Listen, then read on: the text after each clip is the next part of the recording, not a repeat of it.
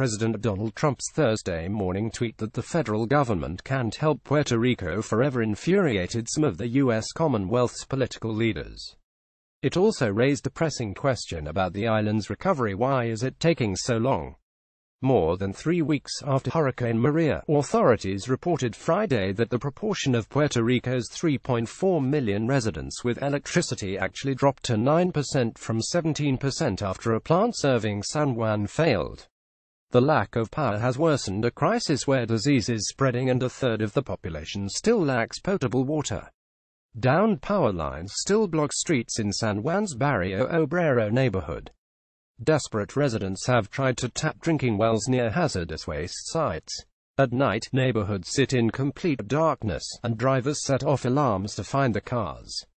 Some hospitals are still relying on regular shipments of diesel from the Federal Emergency Management Agency to fill generators and keep the lights on. Thank God, we have 100% power right now, but we don't know how long that will last, said Adrilis Martinez, a spokeswoman for the San Jorge Children's Hospital in San Juan, which is caring for 104 patients, 7 in critical condition.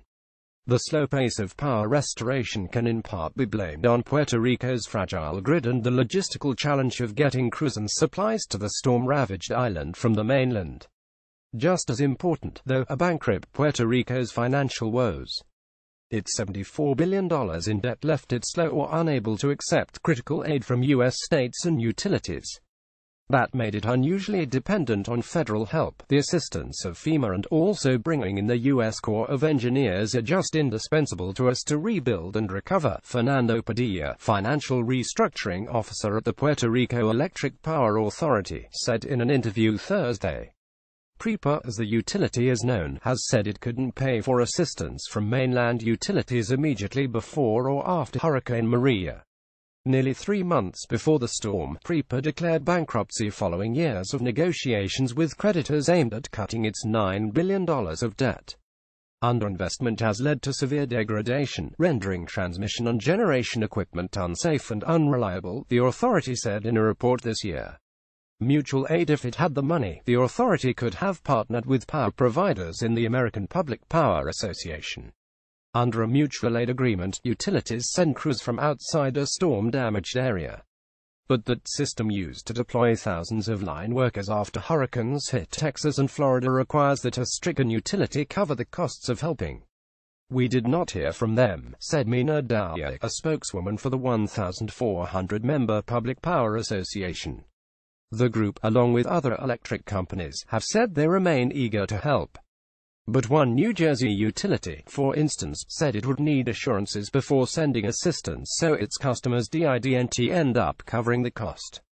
In an interview Thursday, PREPA Chief Financial Officer Nelson Morales said the agency had been in touch with the Power Association and had received help from individual utilities such as the Jacksonville, Florida Electric Authority. But he said his agency had established relationships with contractors, so PREPA Procurement Office hired them to help restore power. Those contractors included a tiny, 2-year-old Montana-based company called Whitefish Energy Holdings. While other power companies are all afraid of the question of how are we going to get paid, Whitefish Energy was the company that actually made the leap of faith and was able to get over here, Chief Executive Officer Andy Tekmansky said as he prepared to survey a downed line in San Juan. Whitefish has sent 150 contractors and is bringing in helicopters and other equipment to restore more than 100 miles, 160 kilometers of power lines across many inaccessible areas, Tekmansky said. PREPA also turned to FEMA, which assigned the U.S. Army Corps of Engineers the task of leading repairs to the devastated grid. But that was 8 days after Maria made landfall.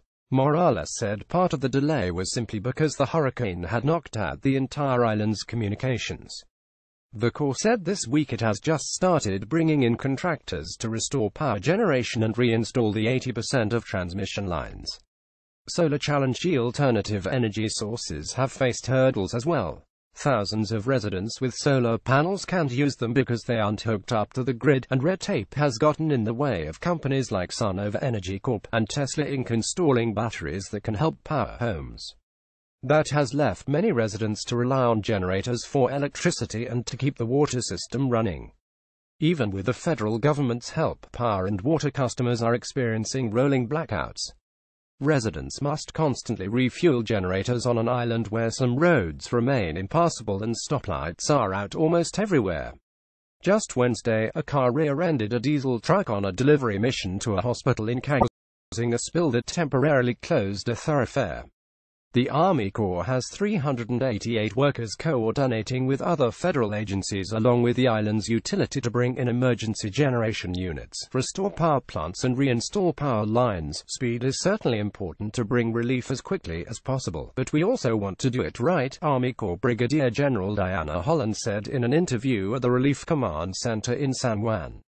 The process is moving very quickly compared to what you would see if we were not under emergency conditions. That's little comfort to the many Puerto Ricans who are weeks if not months from regaining power.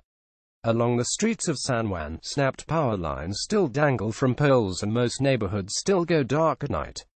Vanessa San Emeterio, a 37-year-old graphic designer, said she has spent the past few days bringing basic supplies to friends and strangers.